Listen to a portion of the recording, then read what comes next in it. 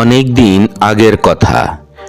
এক গভীর ঘন জঙ্গলে এক শক্তিশালী এবং হিংস্র সিংহ ছিল।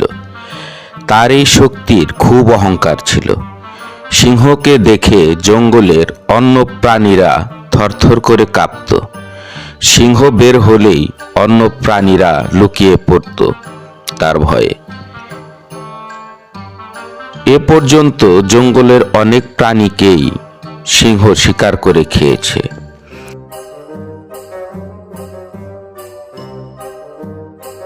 একদিন সিংহ শিকার করে খাওয়ার পর তার গুহার সামনে ঘুমিয়ে পড়ল। এতই গভীর ঘুমে সিংহ ছিল যে তার নাক ডাকছিল। সিংহের গুহার সামনে ছোট একটি গর্তে ছিল যেখানে ইঁদুর বাস করত। ইঁদুরও খাওয়ার পর ঘুমিয়েছিল, কিন্তু সিংহ এত জোরে নাক ডাকছিল যে সে শব্দে ইঁদুরের ঘুম ভেঙে গেল। আরে, এটা কিসের শব্দ? এ শব্দে তো আমার ঘুম ভেঙে গেল। দেখি তো কিসের শব্দ। ইঁদুর বাইরে এসে দেখল সিংহ মনে সুখে ঘুমাচ্ছে আর জোরে জোরে নাক ডাকছে। সিংহ তো ছিল ইঁদুরের থেকে অনেক শক্তিশালী, সে তাকে জাগাবে কি করে? এই দেখে ইঁদুর নিজে নিজে বলল, আরে, একে তো আমি জাগাতেই পারবো না, কিন্তু ওর শব্দে তো আমি ঘুমাতেও পারবো না। আচ্ছা, কাজ করি, ওকে তো একটু বিরক্ত করতে পারবো। এই বলে ইঁদুর সিংহের উপর উঠে লাফাতে লাগলো। এতে করে সিংহের ঘুম ভেঙে গেল, কিন্তু সিংহ তার লেজ একটু নাড়িয়েই ইঁদুরকে ফেলে দিল এবং আবার সে ঘুমিয়ে পড়ল। কিন্তু ইঁদুরও কম না, সিংহকে বিরক্ত করার জন্য তার নাকের ওপর উঠে বসলো এবং জোরে জোরে লাফাতে লাগলো। এতে করে সিংহের ঘুম ভেঙে গেল। সিংহের চোখ রাগে লাল হয়ে গেল।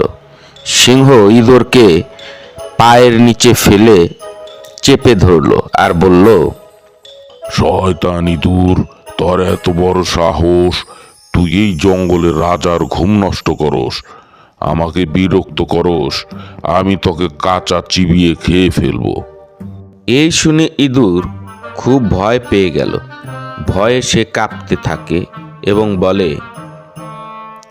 আমাকে মাফ করে দিন মহারাজ, আপনি তো রাজা। যদি এই জঙ্গলের কেউ জানে যে আপনি আমাকে ক্ষুধা মেটানোর জন্য আমার মতো ইঁদুরকে খেয়েছেন, তাহলে আপনার সম্মান থাকবে না মহারাজ। সবাই ভাববে আপনি হয়তো স্বীকার করতে পারেন না, সবাই আপনাকে থুতু দেবে মহারাজ। সিংহ এই কথা শুনে ভাবল, ঠিকই তো বলেছে ইঁদুর। সিংহ কোনো কথা বলছে না দেখে ইঁদুর ভাবল সিংহ তার কথার জালে ফেসে গেছে। মহারাজ, আপনার উচিত আমাকে ক্ষমা করে ছেড়ে দেয়া। যদি কখনো সুযোগ আসে, তাহলে একদিন আমিও হয়তো আপনার কাজে আসতে পারি মহারাজ।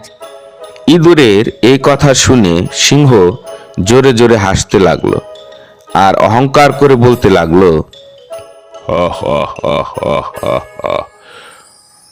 তোর মতো ছোট একটা ইঁদুর আমার কাজে আসবে কিভাবে? আমার তো তোর কথা শুনেই হাসি পাচ্ছে। যা, তোকে আমি ছেড়ে দিলাম, কারণ তুই আমাকে অনেক দিন পর হাসালি।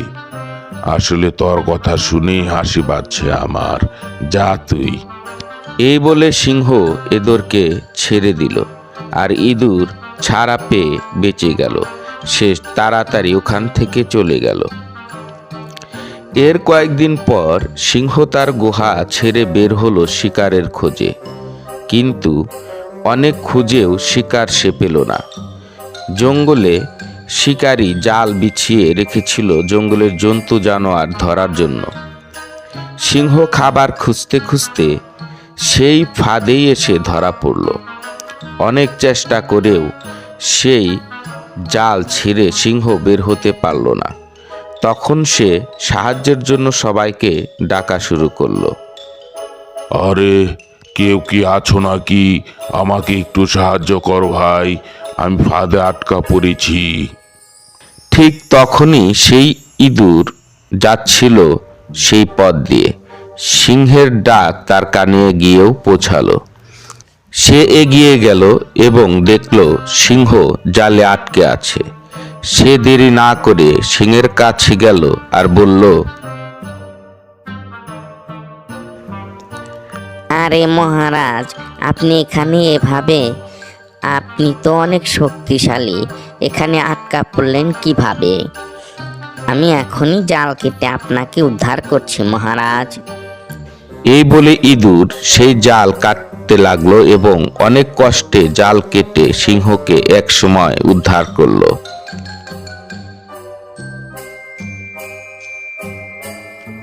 আজ তুমি আমার জীবন বাঁচিয়েছো। তোমার এই উপকার কখনো আমি ভুলবো না। আপনি তো ওই দিন আমার কথা শুনে হেসেছিলেন। আমি ছোট হলেও আপনাকে উপকার করতে পেরে আমি খুব খুশি মহারাজ। হ্যাঁ দোস্ত, আজ আমি বুঝতে পেরেছি কখনো কাউকে তার আকার আকৃতি পোশাক আশাক দেখে ছোট ভাবা ঠিক না। আমি তোমার কাছে ঋণী বন্ধু। আজ থেকে আমরা সত্যিকারের বন্ধু। পর থেকে সিংহ আর কাউকে ছোট করে দেখতো না। তার অহংকার একবারে শেষ হয়ে গিয়েছিল। গল্পটি কেমন লাগলো বন্ধুরা? গল্পটি যদি ভালো লেগে থাকে অবশ্যই ভিডিওতে একটা লাইক দিয়ে দিবেন। সেই সাথে নতুন নতুন গল্প পেতে চ্যানেলটি সাবস্ক্রাইব করে রাখবেন।